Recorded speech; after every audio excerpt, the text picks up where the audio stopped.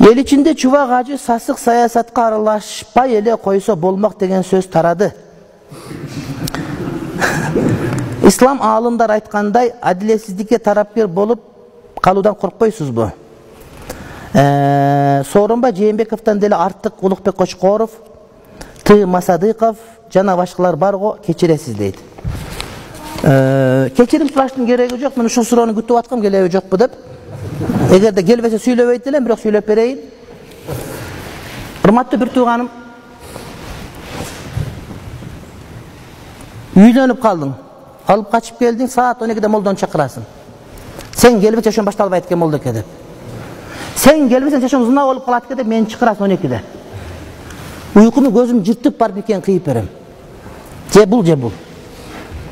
Анан антип аялым төрөйт. Молдоке сен азан айтасың болбойт, апарасың. Катының саат 12'de бир айырмасы жок. Же бул бар, азан айтып беребиз. Молдоке акыйка кылдым, балам баспай атат, андай мындай деп жетүүндө чакырасың, барып жан башыңды жеп беребиз дагы биз. Урушуп кетесиз, жараштырабыз. Кантип Кудайыма сыйынам дейсиң, минтип сыйынасың дейбиз. Кантип үйлөнөм, минтип үйлөнөсүң дейбиз. Кантип басам, кантип турам, ал эмес кантип чычам деп сурайсың. Айтасыз, оң бутпен сол бутпен чыгасың, андай мындай деп түшүндүрүп беребиз. Анан шайлоого келгенде эле Чубак ажынын кереги жок. Саңа мен башкага багыт берген, буга дагы багыт бергенге жарайм мен. Мен айтпайм сага муну шайла деп. Бирок кандай критерий негизинде шайлаш керек? Анткени шайлоо аманат, добуш аманат, кыяматта жооп бересиң. Жолду кантип салсак болот, кантип зекет берсек болот, менден сурайсың. Ал эмес өлүп калсаң көмүп бер деп келесиң, сени узатып нарага киргизип коюп беребиз. Туулгандан өлгөнгө чейин бизге байланасың дагы, шайлоого келгенде нарага түртөсүң. Эмнеге антесиң сен? Анда эчтекенге сураба. Өзүң жаназаң оку, өзүң ороп, өзүң көмүл, Куранда окутпа.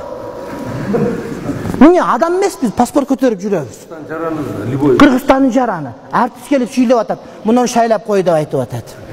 Доктор келип Сабырбек шүйлөп атат, доктор сөөгү салганды шүйлөп атат. Футболчулар топ тепкендер шүйлөп атат. Аны адамдарга бактылуу болгонду үйрөтө турган мен эмнеге сүйлөсөм болбойт? Жөн эле спортчу топ тебет. Тиги жөн эле доктор путоңдойт. Мен адамдар канткенде бактылуу болот деп кыдырып айтып жүрсөм, анан мындай кыл добушуңду сатпа деп айтсам, эмнеге болбойт? Диндин өзү саясат. Бирок сен айткан сасык эмес, жыттуу саясат. Адамдарды бактылуу кылган саясат. Биз айтабыз, сен алдай турган аферистти шайлаба деп айтабыз. Мен айтпайм, сен Сооронбай Жээнбековду же Улукбек Кочкоровду же башка деп атын айтпайм мен. Мен айтам, адамдарга добуш берип атканда анын сөзүнө караба сен. Анын ишине кара. 40'ка чыккан адам 40 жыл эмне кылды? Түшүп келген жок сага, Иса пайгамбар чөп тургандай болуп.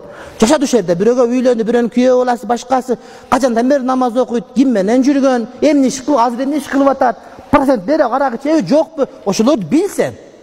Мен мушундай кылам десе ишенбе, ал келелек болбойт, эртең өлүп калышы мүмкүн.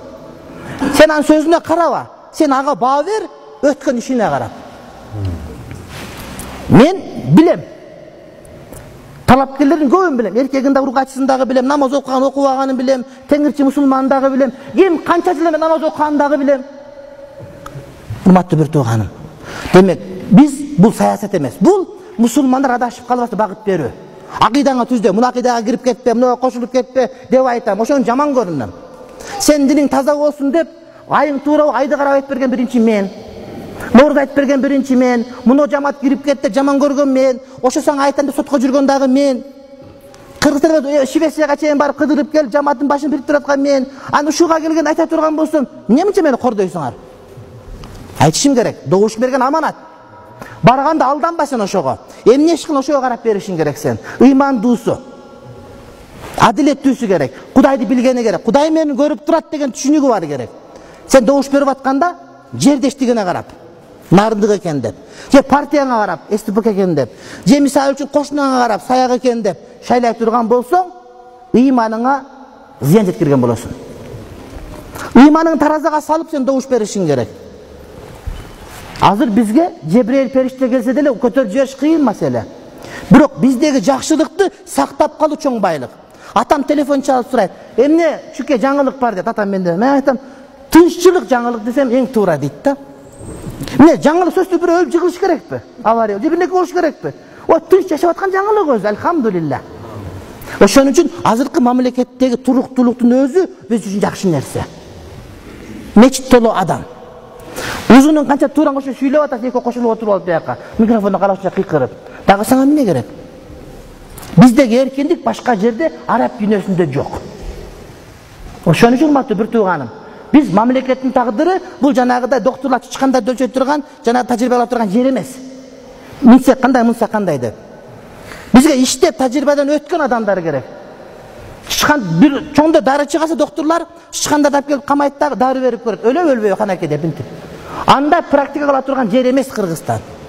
Мен ишке койсоң мындай кылып берем да. Буга чейин эмне кылып бердиң сен, ошону караш керек. Өстүрүп жибербесе дагы ушул биздин стабилдүүлүк сакталыш керек, мечит ачык туруш керек. Биз көргөнбүз, мына аксакалдар жалгай айтылбайт бизге. Мечиттер аткана болуп калган. Мечиттер клуб болуп калган. Мечиттер баня болуп калган. Адам балдарыбыз биздики намаз окуганды билбей калган үчүн өткөн. Мына авам билет мынакей. Ошон үчүн урматтуу бир туугандарым, добуш берип атканда жердешчилигиңе, уруучулугуңа, партияңа эмес, ыйманыңды таразага салып, анан добуш бер. Жумага чыгып койсо эле намаз окуган болуп калбайт да. Шайлон астына келгенде 2 күн окуп намаз окуган болуп калбайт, урматтуу бир тууганым. Проесске келип эле бүгүн таптаза болуп жол салынып алса, ал сонун болуп калбайт да. 10 жылда окуган намаз окугандар бар. Az adamlara oңой эле. Google деген bir şeyh var internette. Мындай бассаң чыгат. Аркасында канча кыгылар бар бардыгына. Билинет, эмне кылганы бардыгы. Ошого добуш берген урматтуу бир таам кыяматта жооп бересиң. Кур'ан-ы Каримде "Инналлаха ya'murukum an tu'addul amanat ila ahliha" деген жери бар. Аманатты өз ээлерин жеткирүүсүлөрдү буйруйт деп. Ошого добушту өзүм каалаганыма берем, анта албайсың Кудай астында. Жооп бересиң кыяматта. Эмнеге буга жооп бердиң? Эшматка добуш бердиң, ага жооп бересиң. Эмнеге Ташметке салдың, ага жооп бересиң. Барбай койсоң, ага дагы жооп бересиң. Азыр бирөөлөр чыгып шайлоого барбаш керек. Сен барбасаң башка бирөө барат. Мечиттеге сен барбасаң, казинодого бирөө барат, банктагы бирөө барат, тетияктагы бирөө барат, ошого добуш берет, сага окшогон, аба өзүнө окшогонго. А сен өзүң окшогонго добуш бересиң. Ошого барыш керек, жетелеп барыш керек, анан добуш берген ыйманын таразага салып, көрүп бар добуш бериш керек. Ушундай. Ошон үчүн бул шайлоо эмес. Экинчи бир маселе. Мусулмандардын добушу же жакшырагы жакшылардын добушу бөлүнүп калбаш керек. Бирөөлөр бар, реалдуу шансы жок. Алардын жылдызы бул шайлоодо жанган жок. Ошого добуш бересиң, бирок анын өтпөйт, 2% ашыга албайт. Эмнеге ошого добушуңду бересиң, добушуң күйүп чачылып кетиш керек.